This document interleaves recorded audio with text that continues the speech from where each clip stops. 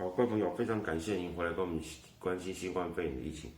今天是2021年1月21号，我给你介绍，BBC 在1月21今天是1月25号了。那我要介绍一篇 BBC 在1月21号所发表的文章哈，说新冠病毒呢在室内聊天不戴口罩，传染风险呢超过咳嗽。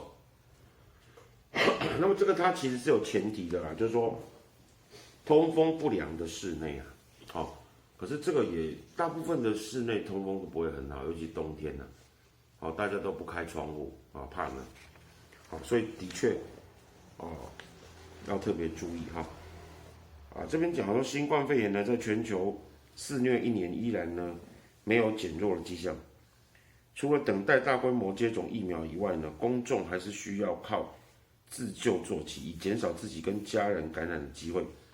我们都知道一些简单易行的自救措施，包括保持社交距离，通常是2米或以上，勤洗手、戴口罩等。但是呢，戴口罩这个部分一直都是一直引起很多争议。有人认为戴口罩没有用，或者根本不想戴。包括英国啦、美国啦、德国，还有很多西方国家都有这个反对戴口罩的游行抗议活动。当然最近这段时间反对戴口罩的人是比较少。那么戴口罩到底有多大保护作用？在什么情况下呢？最好严格戴口罩。英国剑桥大学研究人员最新一次的测试呢，或许能为公众提供一些参考他们的测试显示呢，在通风不良的室内，如果2个人正常交谈，这个病毒呢就可以在几十秒里面传播到2米之外，比咳嗽还厉害。这边指的是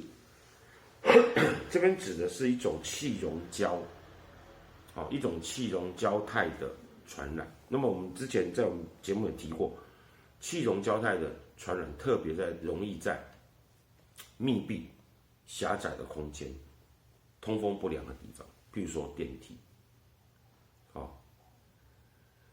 那么因为它在几十秒的时候，它不是像咳嗽可能0.几秒它就喷得很远了，它是一种气溶胶态，它可以停留在空气中相当长一段时间，所以它是用慢慢讲话、慢慢散步，气溶胶慢慢散步、悬浮在空中的方式。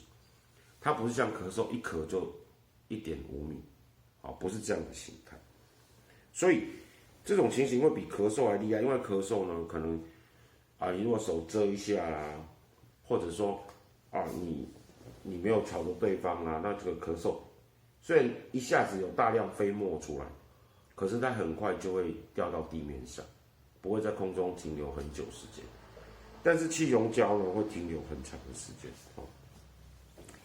剑桥研究人员表示呢，这一发现意味着单靠着保持社交距离来防止感染是不够的，特别是通风不良的室内，还需要戴口罩以减少病毒的传播。再重复讲，为什么社交距离不够？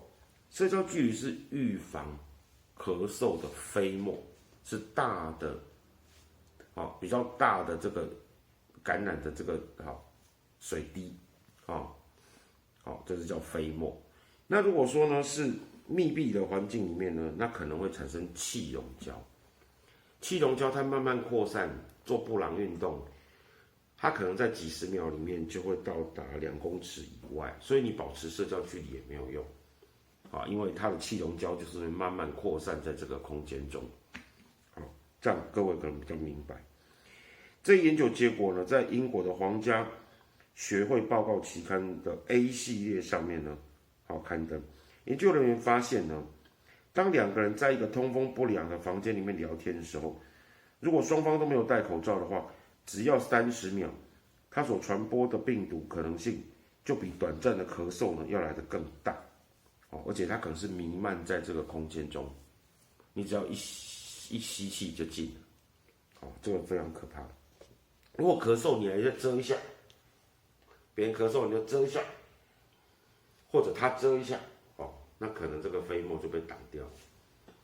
可是如果是这种气溶胶，你一直讲话这种持续的气溶胶，这个是没有办法避免。你只要在那个空间中，你一呼吸就吸进去。原因何在呢？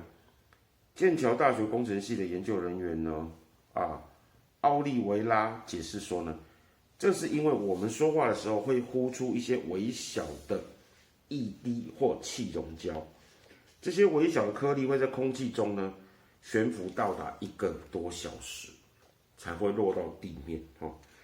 如果室内通风不良的话，吸入病毒携带者的气溶胶呢，就有被感染的可能。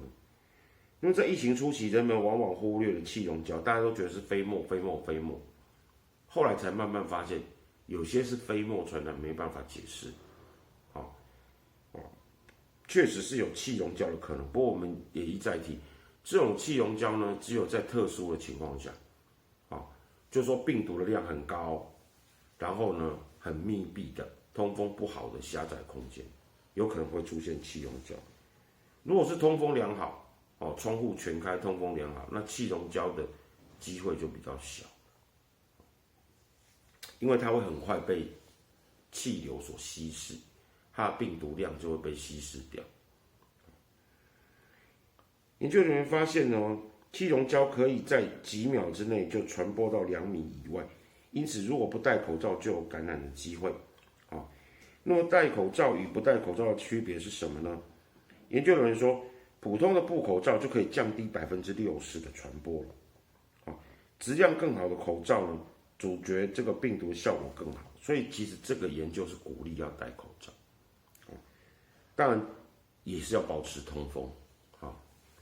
剑桥大学研究人员所做的这个研究，这个模型呢，目前用于测量大学这样的学术机构通气量到底够不够。这些判断大学教室以及其他一些建筑物的通风情形是否足够良好。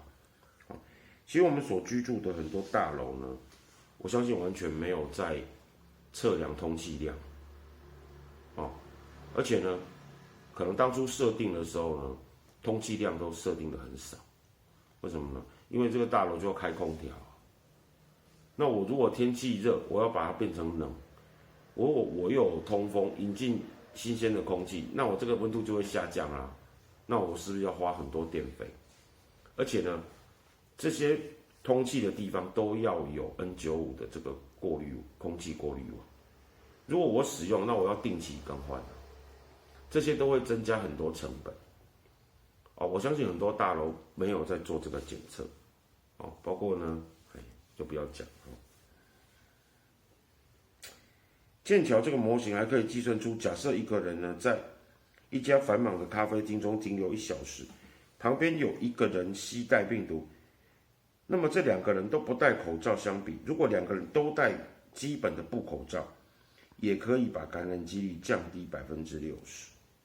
当然，这个测试的前提是每个人都保持一定的社交距离，没有受到较大飞沫的传播。它的意思就刚我们讲的啦，就是说，如果你的距离很低，然后呢又没有戴口罩的话，那其实就更容易传染。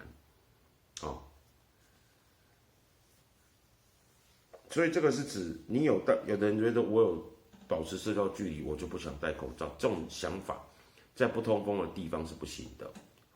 还是会因为气溶胶而传染。那么这一个试验呢，再度提醒我们在通风不良的室内，或是拥挤的公共场所呢，最好还是要戴口罩。好不容易呢，到疫情快要结束了，又有这个支持戴口罩的文章出现，而且这个解释了气溶胶。所以其实我们频道也一再的说明。而且世界卫生组织也曾经发布过文章，就说在特定的情况下，的确是可能产生气溶胶态的传染。好，以上就介绍到这边。如果你喜欢本频道的节目，敬请您分享、订阅、加按赞，还要开启小铃铛哦。拜拜。